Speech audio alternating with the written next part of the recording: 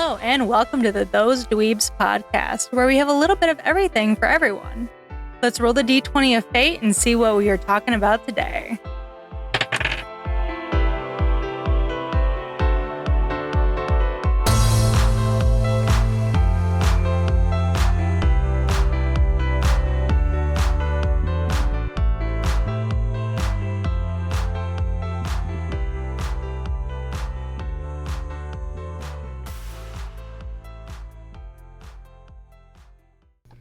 Hello and welcome to the third episode.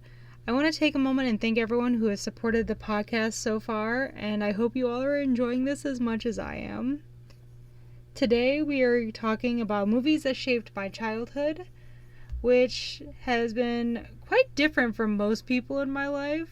Like, most people will say that, Star Wars, Lord of the Rings, Fast and the Furious, and movies like that really shaped their childhood, and they always return to them even when they're adults now.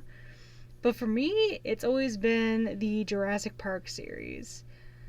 I think I first watched it when I was 6 or 7, and even now, at almost 30, it is still my all-time favorite series. As a child, I even wanted to become a paleontologist because of it, but alas, that didn't exactly happen that way. But, I just fell in love with it from the first moment that I watched it, and I just was so drawn to, all things dinosaurs. Even now as an adult, I still am. Some things never change. As people may or may not know, Jurassic Park spans from books to movies to games. It has grown so much since the books first came out in the 1990s. The first book being November 20th of 1990, and The Lost World, which was the second book, came out on September 8th of 1995, so a 5-year difference.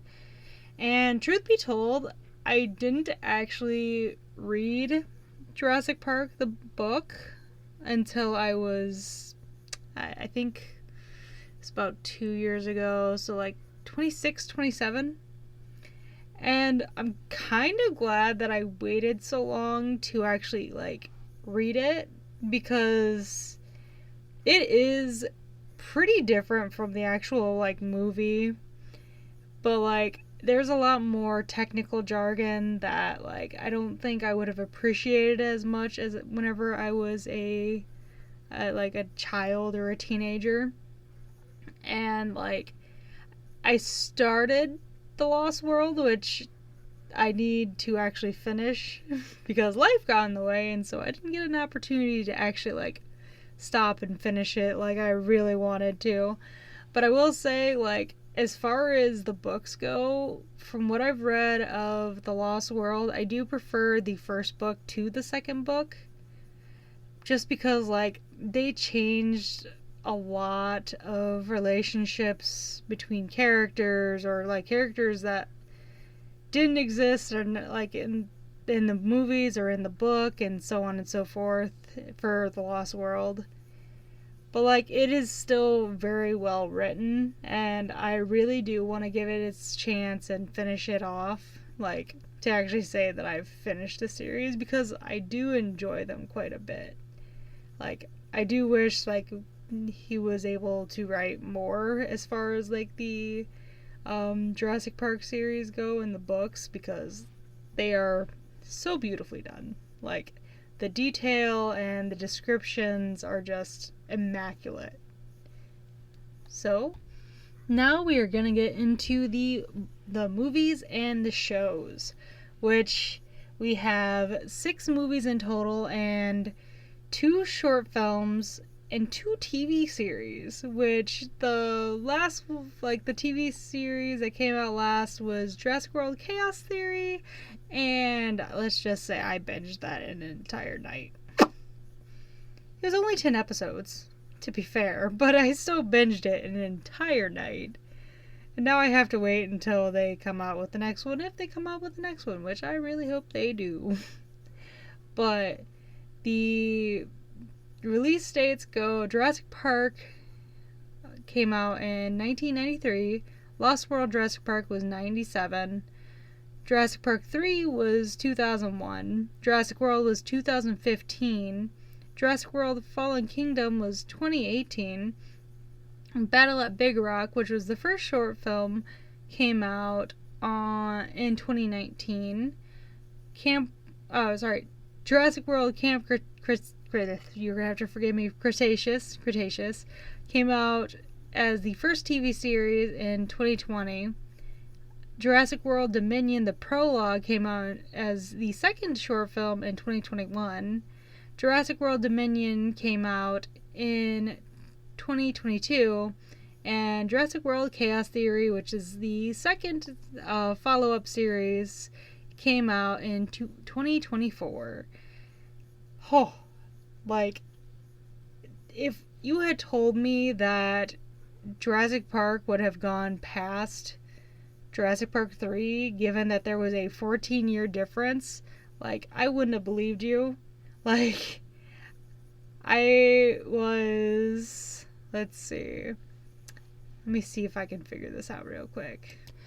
So, when Jurassic Park 3 came out, I was 7.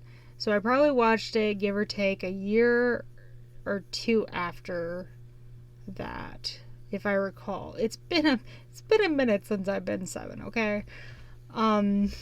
But by the time that Jurassic World came out, I was 21. And I didn't ever expect that there was going to be more coming out with it, because I'm like, okay, what can they do? Like, they finished it, and it was actually really, like, cleaned up really nicely. But, looking back and thinking on it, they've left so much room for them to continuously do more and more with different characters and everything else, and new dinosaurs, as the field for paleontology and research on dinosaurs continues to grow, and they're always discovering new species and new things and facts about these dinosaurs. But I don't think there is one part of the series that I don't like. I will say that some of them rank a little higher for me than others. And I can't say that I hate any of them, because I feel they all play an important role in the series and the franchise as a whole entire working force.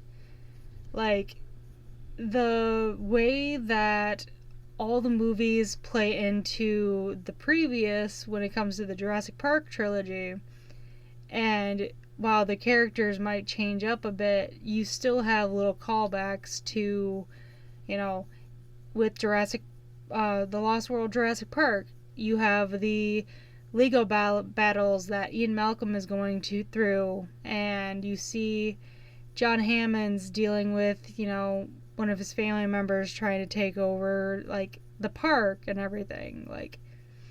There's so much little things like that. Or with Jurassic Park 3, Alan Grant will call back to the dinosaurs coming to the mainland and the T-Rex causing havoc in San Diego, where they were going to have another park, but for the general public, which was really a stupid idea, but that happens.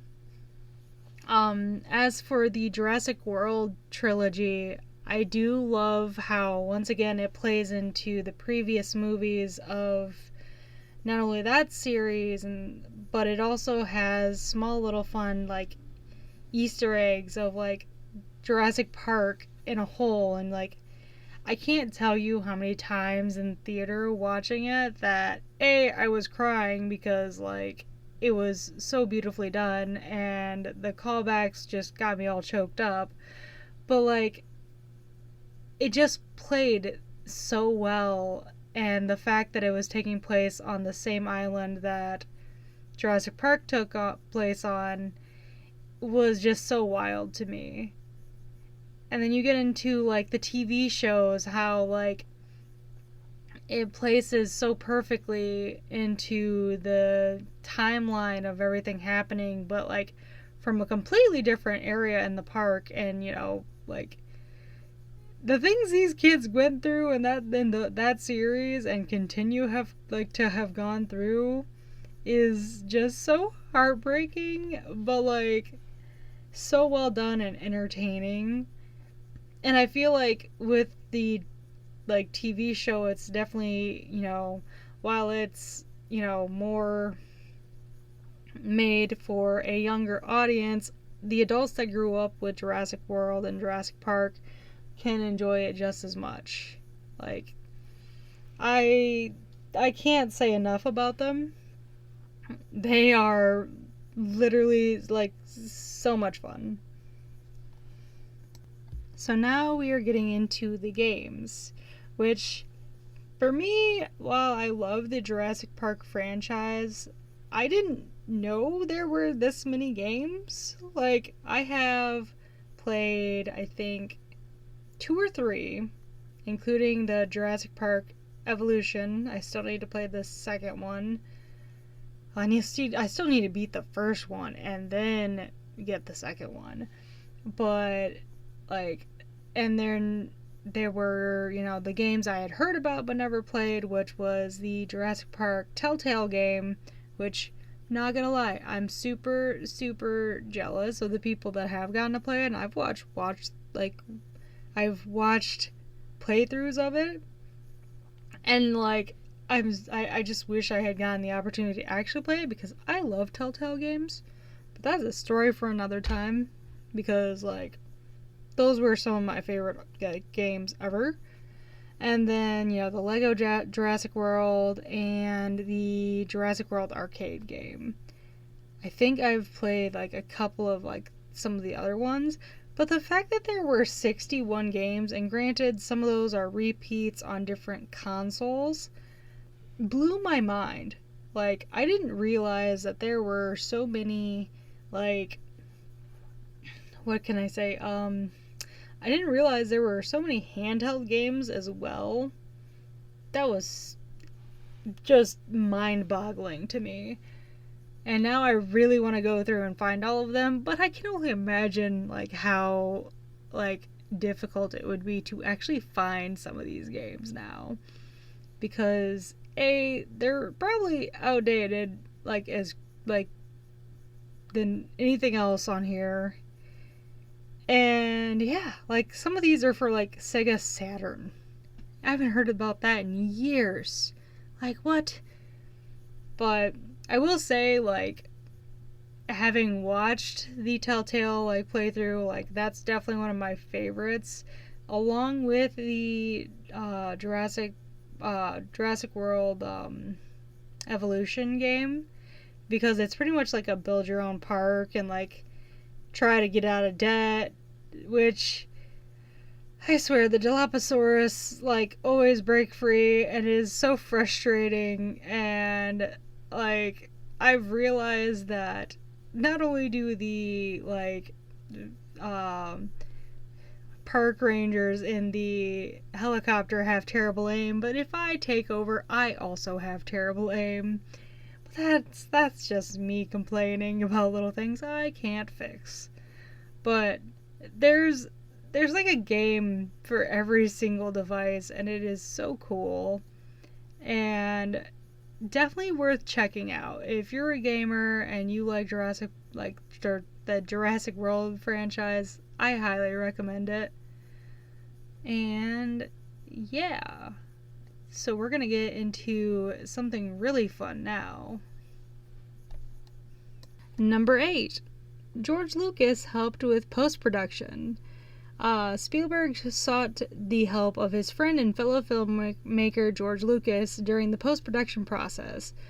He provided advice and suggestions regarding the digital effects, which significantly contributed to the groundbreaking visuals of the film. Which, like, George Lucas is an incredible filmmaker. Like, you can say that most of the time people can name any of his movies right off when you hear either Steven Spielberg or George Lucas. Like, both incredible filmmakers. So this one really like surprised me for number 7, but big names were considered for the cast. So there were so many like different big name actors considered for the lead roles. For instance, Harrison Ford was considered for the role of Dr. Alan Grant, while Sean Connery was considered for the role of John Hammond. While I love both of those actors, I feel like it wouldn't have been the same Jurassic Park if it didn't have the actors who they did choose.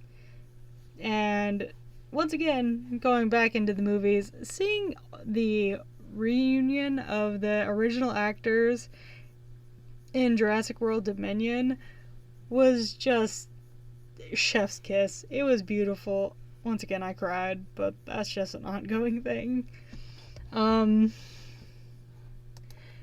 This one I did know before I read this, and like I don't believe it's on this list, but I will add another little like fun little fact on the onto this once I'm done.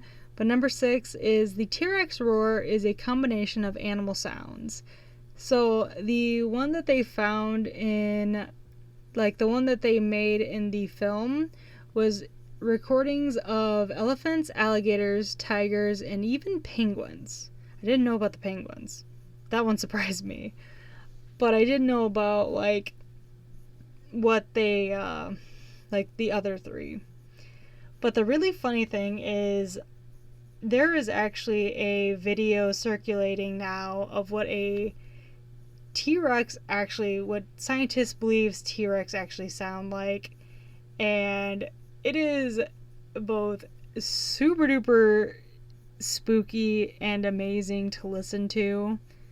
And let me see if I can find that. So yes, I did find it, and I'm going to play you a clip that actually shows it, and I have it up as high as I possibly can, and it's from Did You Catch That TV? So it's gonna be a little loud probably. I grew up thinking a T-Rex sounded like this. But with modern technology, scientists at Sandia National Laboratories were able to recreate what a T-Rex actually sounded like, and it's even more terrifying.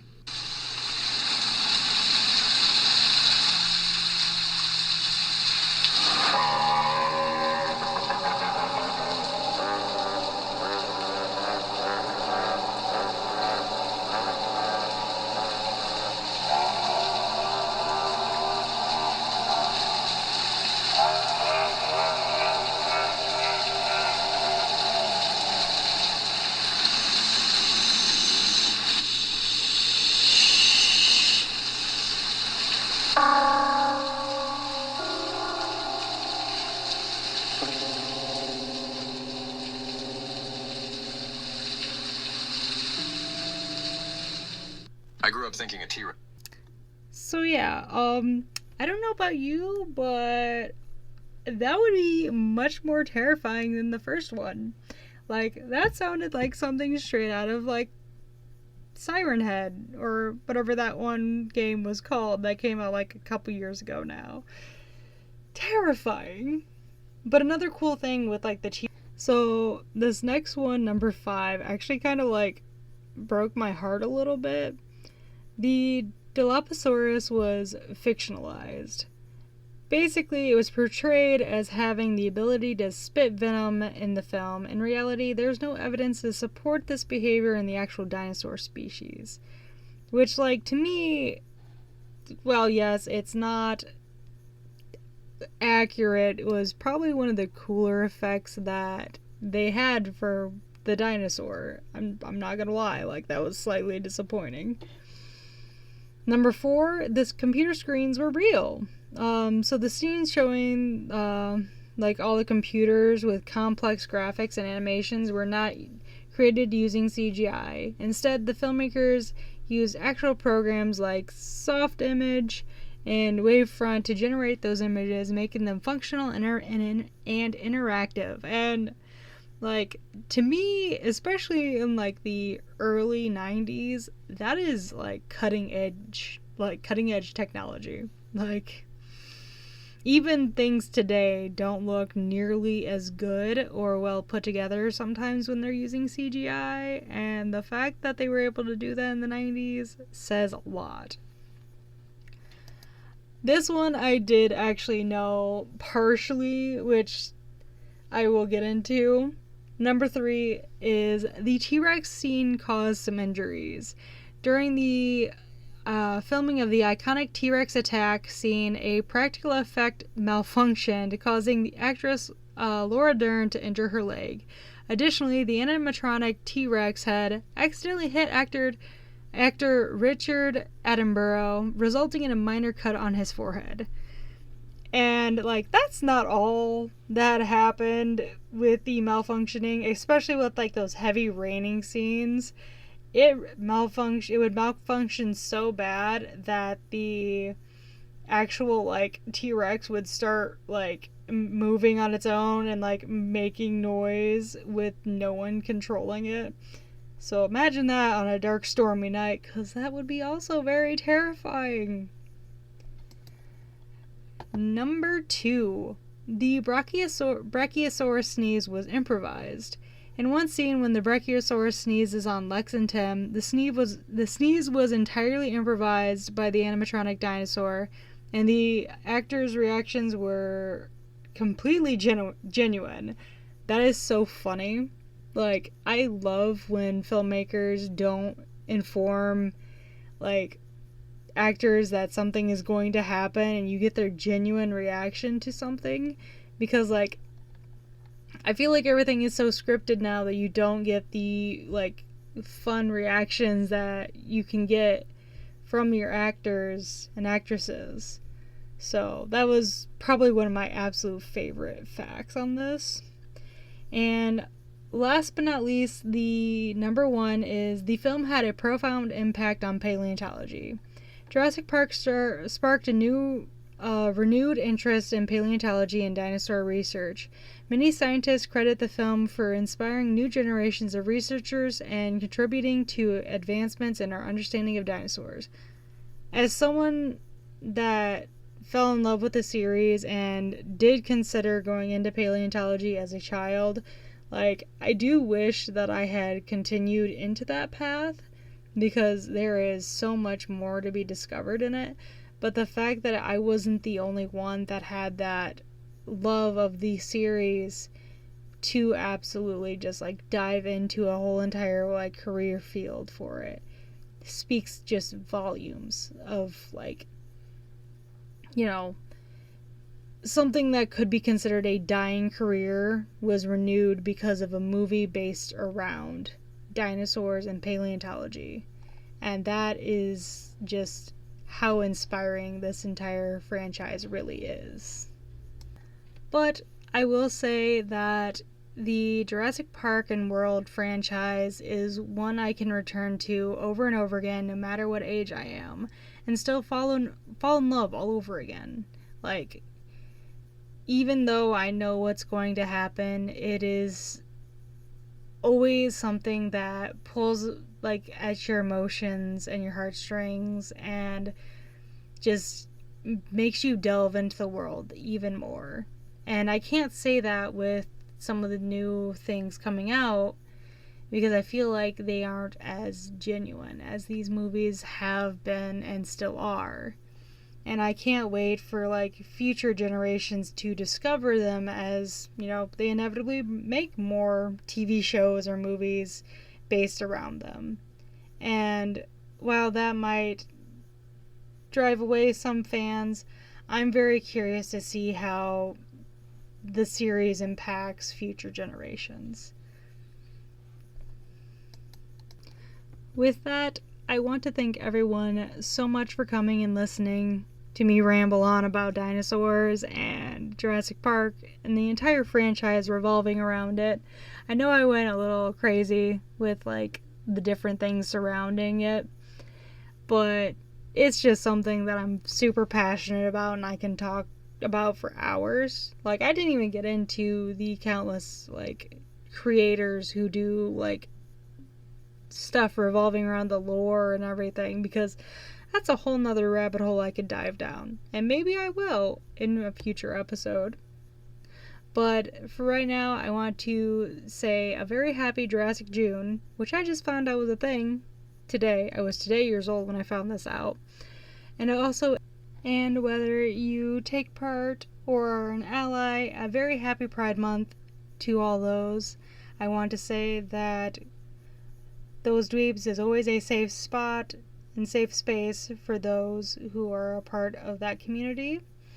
And I just wanted to say that we are on the following podcast systems. We are on Podbean, Amazon Music, iHeartRadio, Player FM, Listen Notes, Podchaser, Boomplay, Podcast Addict, and Deezer.